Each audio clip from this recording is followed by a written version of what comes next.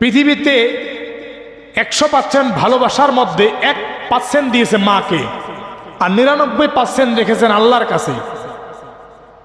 তারপরে 1%-এ মা পেয়েছে, পাখি পেয়েছে, পৃথিবীর সবাই পেয়েছে। তারপরও মা যদি সন্তানের জন্য এত ভালোবাসা করে, যে আল্লাহর কাছে 99% আছে, সে আল্লাহ আপনাকে কত ভালোবাসে কল্পনা করতে পারবেন? তার মানে আপনার কি প্রয়োজন আপনি বোঝার আগে বুঝেন একজন, তিনি কে? জোরে বলেন। আল্লাহ বুঝে ফেললেন যে আদমের মনে একটু কেমন কেমন ভাব। আল্লাহ বললেন, এবার আদম চিন্তা নেই, তোমার জন্য একজন সাথী বানাচ্ছি, তার নাম হলো মা হাওয়া আলাইহিস সালাম। আল্লাহ রাব্বুল আলামিন বলছেন, আমি আল্লাহ তাআলা পৃথিবীতে মানুষকে পাঠিয়েছি একা নয়, জোড়া সহকারে, একজন নারী আর একজন পুরুষকে একত্রে তাদের ভালোবাসা বিনিময় করার জন্য। যেই কথা কোরআনে কারিমে সূরাতুন নিসার 1 নম্বর আয়াতে আল্লাহ ঘোষণা করেছেন, ইয়া আইয়ুহান নাসুত্তাকু রাব্বাকুমুল্লাযী খলাকাকুম মিন নাফসিন ওয়াহিদাতিন ওয়া খলাকা মিনহা যাওজাহা ওয়া বাসসা মিনহুমা রিজালান কাসীরান ওয়া নিসা ওয়াত্তাকুল্লাহাল্লাযী তাসাআলুনা বিহি ওয়াল আরহাম ইন্নাল্লাহা কানা আলাইকুম রাকীবা।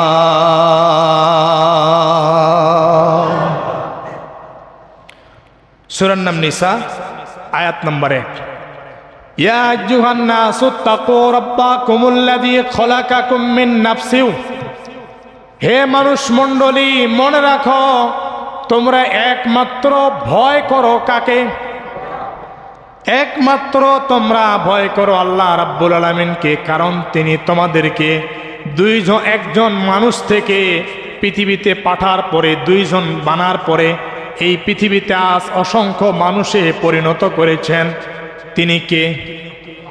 আল্লাহর এই শক্তি আছে না নাই? জোরে বলেন। তাহলে আপনি আল্লাহর কাছে না চাই মাজারে চাইন কেন? আছে না? মানে আল্লাহ আর পারে না, এখন চাচ্ছে কার কাছে? মাজারের কাছে। বাবা আমার তো সন্তান নাই, তুমি যদি দয়া করে একটা সন্তান দিতে পারো। ওই বাবা বলে, হায় রে বেকুব, আমি চাই আল্লাহর কাছে আর তুমি চাও আমার কাছে।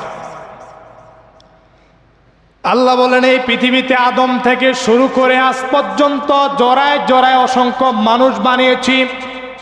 আদম আলাইহিস সালাম ঘুমিয়ে আছেন, ঘুমানোর পরে আদমের বাম পাজর থেকে একটা পাজর খুলে নিয়ে আল্লাহ মা হাওয়াকে বানালেন।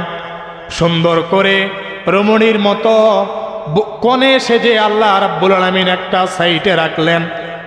সাইয়েদনা আদম আলাইহিস সালাম যখন ঘুম ভাঙলেন, ঘুম থেকে চোখের দিকে সামনে তাকায় সুন্দরী একজন নারী আল্লাহ তাআলা তার জন্য বানিয়েছে। পুরুষের আকর্ষণটাই হলো নারীর দিকে। সাথে সাথে আদম আলাইহিস সালাম উঠে তার দিকে যায় স্পর্শ করার জন্য। যখন আদম তার দিকে দৌড়ায়, আল্লাহ বলে, স্টপ আদম, যাওয়া যাবে না, স্পর্শ করা যাবে না, কারণ কিছু কাজ বাকি আছে, এই কাজটা তোমাকে করতে হবে। নবী আদম বলে, আল্লাহ তাকে তো আমার জন্য বানাইছো, কাজ আবার কি? আল্লাহ বলে, আদম তার সাথে তোমাকে বিবাহ দিতে হবে, আর বিবাহের পূর্বে মহরানা দিতে হবে। কি করতে হবে? আমাদের সমাজে আছে না নেই? মহরানা আছে না নেই? আল্লাহ বলেন, আদম রে, বিবাহটা হলো নারী আর পুরুষের মধ্যে বৈধ একটা সম্পর্ক। এটা হলো ইসলামী রীতি, এই নিয়ম কিয়ামত পর্যন্ত থাকবে। যার জন্য তোমাকে প্রথম বিবাহ করতে হবে মা হাওয়াকে। নবী আদম বললেন, আল্লাহ কি করব? তাকে স্পর্শ করতে হলে কি করব? আল্লাহ বলেন, মহরানা দিতে হবে। তো মহরানা, আল্লাহ কি মহরানা? মহরানা তো আদম জানে না, চিনে না। আল্লাহ বলেন, তাকে অর্থ সম্পদ দিতে হবে কিছু। এখন আদম বলে, আল্লাহ জান্নাতে তো আমার কিছুই নেই, সব তো আপনারই। এই জান্নাতটা কার? আল্লাহর। তে আমার তো কিছুই নেই, আমি কি দেব তাকে? আল্লাহ বলেন, আদম রে চিন্তার কোনো কারণ নাই।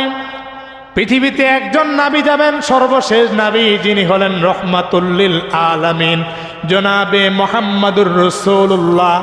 এই নবীর প্রতি তুমি মহারণা হিসাবে 10 বার দরুদ শরীফ পড়ো। কয়বার? 10 বার। আল্লাহুম্মা সাল্লি আলা মুহাম্মাদি ওয়া আলা আলি মুহাম্মাদ কামা সাল্লাইতা আলা ইব্রাহিম ওয়া আলা আলি ইব্রাহিম ইন্নাকা হামিদুম মাজিদ। আল্লাহুম্মা বারিক আলা মুহাম্মাদ ওয়া আলা আলি মুহাম্মাদ কামা বারাকতা আলা ইব্রাহিম ওয়া আলা আলি ইব্রাহিম ইন্নাকা হামিদুম মাজিদ। একবার হলো। এভাবে কয়বার পড়বে? 10 বার পড়ো আদম। যদি তুমি 10 বার আমার নবীর প্রতি দরুদ পড়ো, তোমার জন্য মহারানা হয়ে যাবে। বলেন সুবহানাল্লাহ। তাহলে আমরা যেই নবীর উম্মত, এই নবী আসার পূর্বেও তার দরুদের এত মর্যাদা ছিল, আর আজকে এই নবীর উম্মত হয়ে আমরা বুঝি না কার উম্মত আমি। ঠিক কিনা? এটা যেমন তেমন নবী নাই রে ভাই, এটা যেমন তেমন নয়।